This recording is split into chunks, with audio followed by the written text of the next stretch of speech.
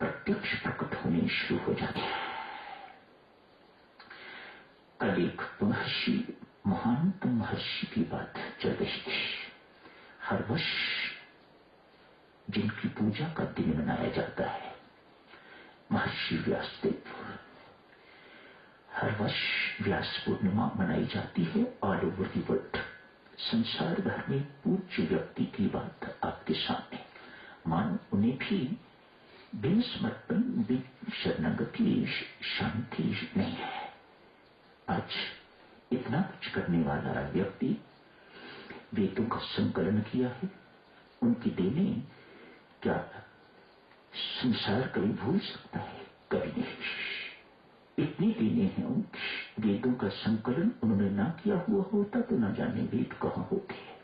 उन्होंने वेदों का संकलन किया, ब्रह्मसूत्र लिखे, अध्यात्म रामायण लिखे, पुराण लिखे, उप पुराण लिखे।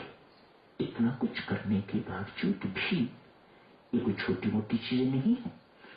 इतना कुछ करने के बावजूद भी आज सरस्वती नदी के किनारे महर्षि उदास बैठे हुए हैं, अकेले, आंखों में आंसू है। देवऋषि नारद वहां पधारते हैं। एक ओर देवऋषि नारद है, दूसरी ओर महर्षि व्यास। देवऋषि महर्षि को उदास देखते हैं, आंखों में अश्रु देखते हैं तो पूछते हैं, महर्षि आप जैसे विद्वान, आप जैसे महान ऋषि को उदासी एवं आंखों में आंसू, क्या बात है? यहां साक्षण देवऋषि महर्षि से कहते हैं, पूज्यवर, संसार में उदासी के दो ही मुख्य कारण शास्त्र वर्णन करता है। सर्वप्रथम ये, जिंदगी में किसी चीज का अभाव हो तो व्यक्ति दुखी होता है, उदास होता है। अभाव मानो जो आप चाह रहे हैं, यदि आपको नहीं मिला तो वह अभाव आपके जीवन में है। पर मोटा शब्द देवऋषि ने समझाने के लिए कहा, सर्वप्रथम जिसके जीवन में किसी भी प्रकार का अभाव है, वह महसूस करता है, वह उदास होगा। उसकी आंखों से छिप छिप के या सबके सामने यदि हिम्मत हो तो आंसू बहते रहेंगे। कई बहुत ऐसे भी होते हैं, पीना जानते हैं, वे आंसू पीते रहते हैं, वे बहाते नहीं है, लेकिन आंसू तो बह रहे हैं। चाहे वे पीते हैं, चाहे वे बहते हैं, एक ही बात है। लेकिन आंसू तो उदासी, दुख, ये इतना दुखदायी है। दुख, जीवन का अभाव इतना दुखदायी है कि ये आपको रुलाए बिना रह नहीं सकता। किसी न किसी समय अवसर पाके ये रुला के ही आपको रहेगा। महर्षि आज उदास हैं, रो रहे हैं, एक कारण। दूसरा कारण देवऋषि ने बहुत हमें चौंकाने वाला कारण कहा है। दिव्य सज्जनों, देवऋषि कहते हैं, यदि किसी का स्वभाव कटु है, व्यवहार ठीक नहीं है, आचरण ठीक नहीं है, दूसरों के दोष वर्णन करने वाला, देखने वाला व्यक्ति है, तो वह भी उदास रहेगा, वह भी दुखी रहेगा। क्यों? उसे कुछ अच्छा नहीं दिखाई दे रहा।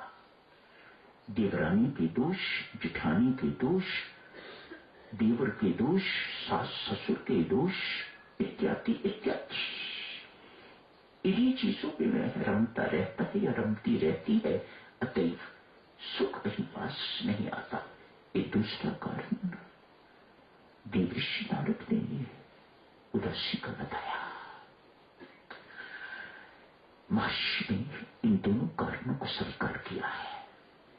स्वीकार करने के बाद कहते हैं देवऋषि, जो कुछ मुझे प्राप्त करना चाहिए था वह अभी तक मुझे प्राप्त नहीं हुआ। किन चीजों के पीछे हम पड़े रहते हैं?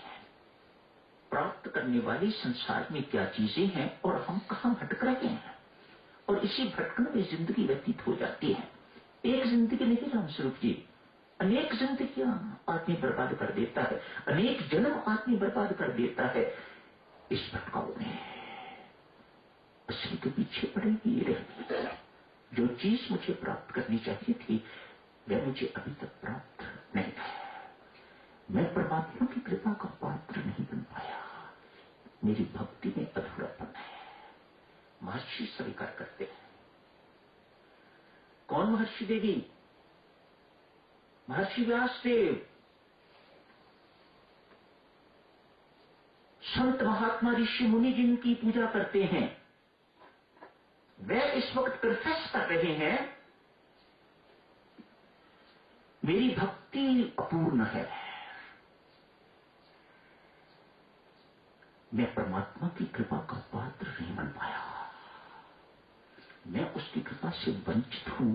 देवऋषि, ये मेरी जिंदगी का अभाव मुझे उदास कर रहा है, रुला रहा है। हमें क्या चाहिए? विवाह, शादी, नौकरी। हम तो इन्हीं चीजों में जिंदगियां बर्बाद कर देते हैं। मानो किसी के घर संतान नहीं है, पुत्र पैदा हो गया तो लगता है उसे जैसे भगवान मिल गया। आगे आगे आगे आगे करेंगे, उसे ही देखते रहेंगे, उसे ही सब कुछ करते रहेंगे, जैसे उनकी जिंदगी का लक्ष्य प्राप्त हो गया है। देख के हंसी भी आती है, दुख भी होता है, बेचारी कहां भटक रही है। ऐसी ही जिंदगी बर्बाद हो जाएगी। ऐसे ही एक हार्ड मांस का एक बोरा, एक खून, हड्डी, पसली इत्यादि का एक बोरा खून का मिल गया है, विष्ठा का बोरा। संत महात्मा कहते हैं विष्ठा का बोरा एक और मिल गया है, और वह इसी को देख के निहाल होती जा रही है। मुझे सब कुछ मिल गया है, मेरे घर संतान नहीं थी, 10 वर्ष के बाद आज मुझे पुत्र की प्राप्ति हुई।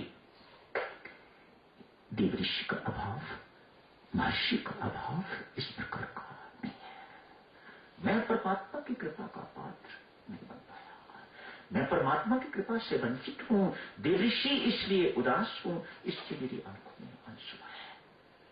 देवऋषि यह महर्षि को उपदेश देते हैं। कहते हैं महर्षि, इसी वक्त परमात्मा के आगे झुक के अपने मस्तक को धरती पर टिका के परमात्मा को प्रणाम करके बस इतना ही कहने की आवश्यकता है, तेरी पूर्णता में कोई बहुत समय नहीं है, तो बिल्कुल वहां तक पहुंच चुका हुआ है, लेकिन एक धक्का मारने की जरूरत है तुम्हें, और वह परमेश्वर की कृपा से धक्का तुझे लग रहा है। धरती पर अपने मस्तक को टिका के मानो परमात्मा के श्री चरणों पर अपना मस्तक रख के परमात्मा को इतना ही कह, परमात्मा मैं कुछ नहीं, सब कुछ तू ही तू है। परमात्मा मेरा कुछ नहीं, सब कुछ तेरा ही तेरा है। जो कुछ तूने करवाया है मेरे से एक निमित्त मात्र होके मैंने किया है, कर्म करावनहार तू है। इतनी बात कहने की देरी थी, महर्षि को सर्वत्र राम दिखाई देने लग गया है, सर्वत्र उसका प्रकाश दिखाई देने लग गया है। फूलों में मुस्कान तेरी, वायु में सुगंध तेरी, चंद्रमा में ज्योत्सना तेरी, तारों में चमक तेरी, सूर्य में तेज तेरा। मेरे भीतर भी तू, बाहर भी तू, सर्वत्र तू ही तू। एक तेरे सिवा इस संसार में, अखिल ब्रह्मांड में और कोई नहीं। देवऋषि सब कुछ देख के बहुत प्रसन्न हुए हैं। परमेश्वर ने जिस अधूरे काम को पूरा करने के लिए मुझे भेजा था वह हो गया। महर्षि को लगा आज जिंदगी में पहली बार ऐसा महसूस किया है कि एक भटकती हुई बूंद सागर में जाके प्रवेश कर गई है और सागर बन गई है। भक्ति भाव में डूबे हुए महर्षि व्यास ने इस वक्त श्रीमद् भागवत की रचना की है। शेष ग्रंथों में और श्रीमद् भागवत में जमीन आसमान का अंतर है। महाभारत का पाठ कहीं भी नहीं होता, श्रीमद् भागवत के पाठ जगह जगह हो रहे हैं। इसके पीछे महर्षि की कमाई है, महर्षि की भक्ति है। जो इसे भक्ति भाव से करेगा, जो भक्ति भाव से श्रवण